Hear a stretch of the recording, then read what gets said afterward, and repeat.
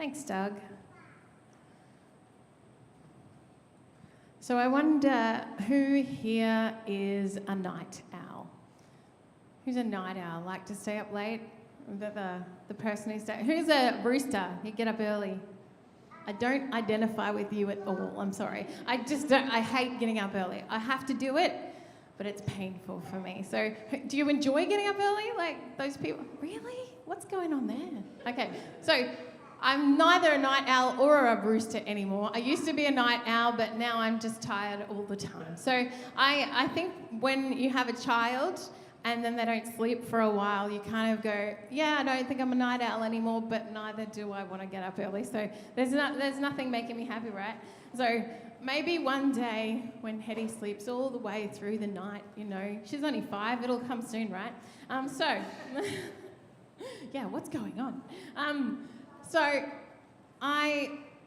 If in your household, you're the night owl, then you might understand where I'm coming from with this. But when I used to be a night owl, back when I used to stay up late, raging like midnight, something like that.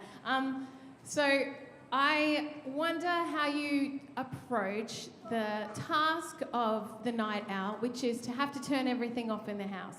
Is that the night owl's job? You have to turn everything off, right?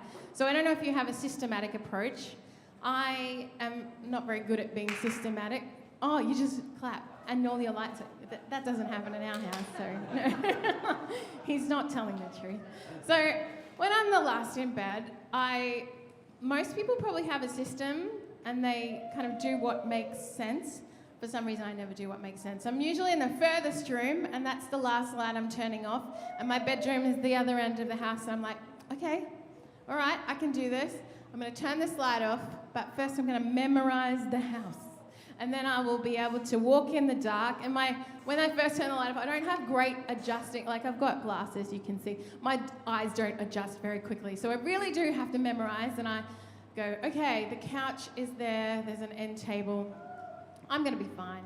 And I turn off the light, and then I walk around like this, like bumping into things, and the wall that's moved, I usually hit an errant toy, and there's a few things that I'm going to run into on the way until my eyes finally adjust and maybe the street light is shining in a little bit. I can make my way to the room. I do try and plan my course, all right, but maybe I'm just not so good at memorizing. Perhaps you're the one in your house who stays up late reading or watching TV, and the reason it's not because you're not systematic like me. I'm just silly. I just turn that light off and try. Maybe you're leaving the lights off because you're being polite. So maybe you're kind of creeping around. I'm like, I don't want to wake up my wife who's been asleep for an hour already. Maybe you're like, oh no, if I make too much noise, she might wake up. And I don't want to disturb anyone, but you inevitably trip over, drop something very loudly that makes all your creeping for naught. It really would have been much easier probably just to turn on a light switch. Really would have been able to see where you were going, perhaps turn off the lights in a different order, the last one first and go and so on. There's something about the darkness that is unknowable.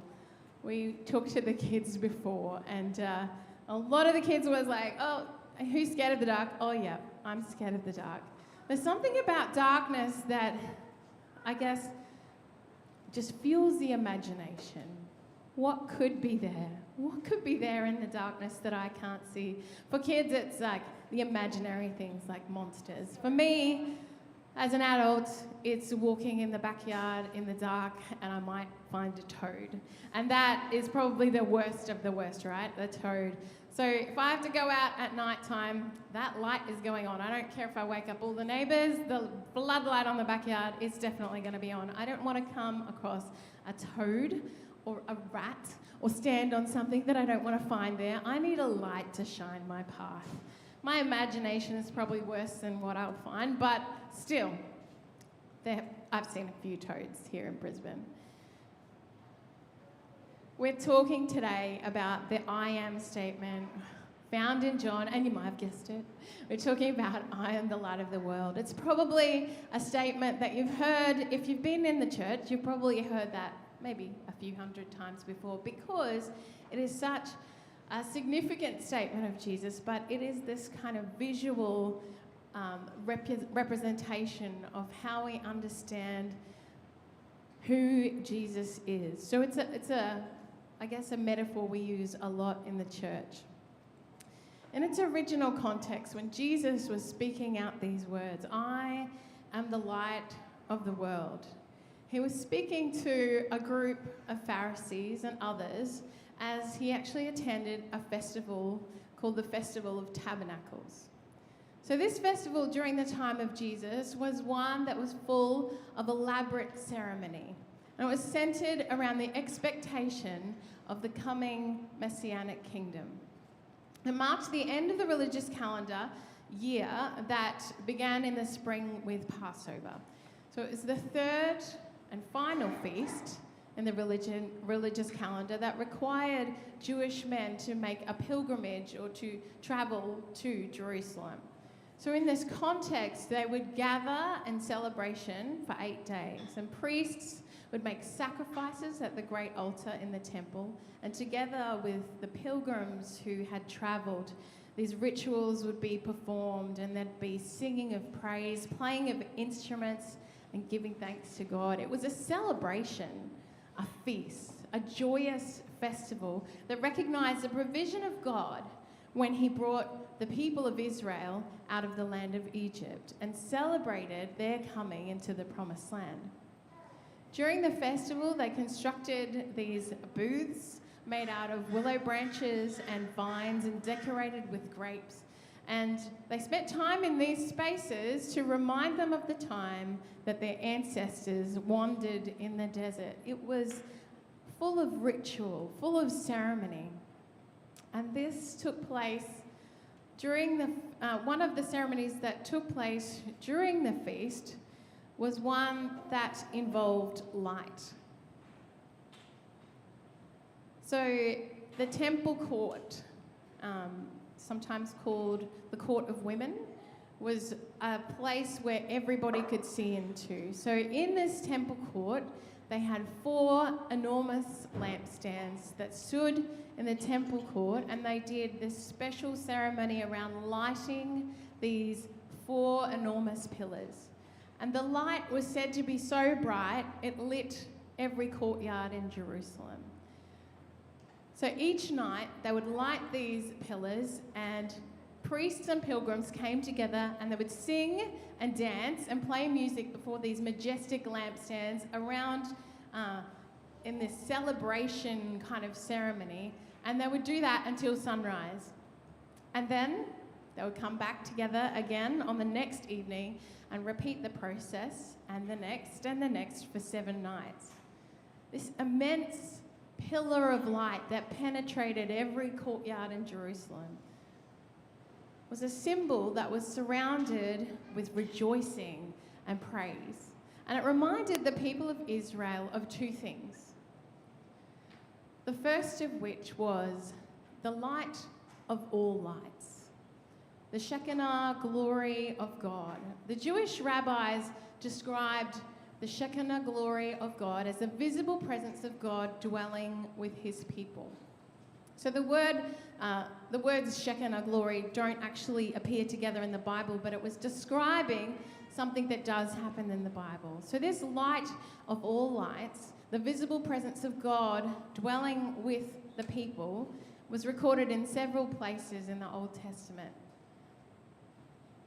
In Exodus, the Shekinah glory was visible as a cloud when Moses was given the 10 Commandments. And again, when the glory filled the Holy of Holies in the temple that was built by Solomon, was seen as a pillar of fire and smoke, guiding the people of Israel as they wandered in the desert. And into this history, Jesus speaks the words, "I am the light of the world. I am the visible presence of God that dwells with his people. I am the Shekinah glory, the same God who filled the temple with his presence, who led you out of Egypt, protected and surrounded you in the desert, warmed you by night, guided you by day, who was with Moses on the mountain, as you were covenanted and called to be his people, I am he. And the second light, the second kind of light that people were reminded of in this symbol of ceremony surrounding these lights was the great light, or Ha'or Gadol. And this is from Isaiah 9:2 in particular, and I'll read a little bit of Isaiah to you if I can get it to work. The promised Messiah from Isaiah 9:2, the light who would soon come to bring life and light to those who are spiritually dead and living in darkness. So Isaiah 9:2 starts, the people walking in darkness have seen a great light. On those living in the land of deep darkness, a light has dawned. You've enlarged the nation, increased their joy, they rejoice before you. And it goes on, and you will recognize probably a verse that's read a lot at Christmas time. For to us a child is born, to us a son is given, and the government will be on his shoulders, and he will be called Wonderful Counselor, Mighty God, Everlasting Father, Prince of Peace. Into this history, Jesus speaks the words, I am the light of the world. The one that you have been waiting for stands here in front of you. If you were living in darkness and fear, you no longer have to, because I am here to bring life and light to all who don't know God. I am he. So how do the Pharisees respond to this revelation? Jesus revealing who he is, connecting himself to the stories of their ancestors, to the prophecy and promise of Isaiah. They accuse him of blasphemy. Jesus reveals who he is, but they don't want to know him. And he then says, you do not know me or my Father, and if you knew me, you would know my Father also.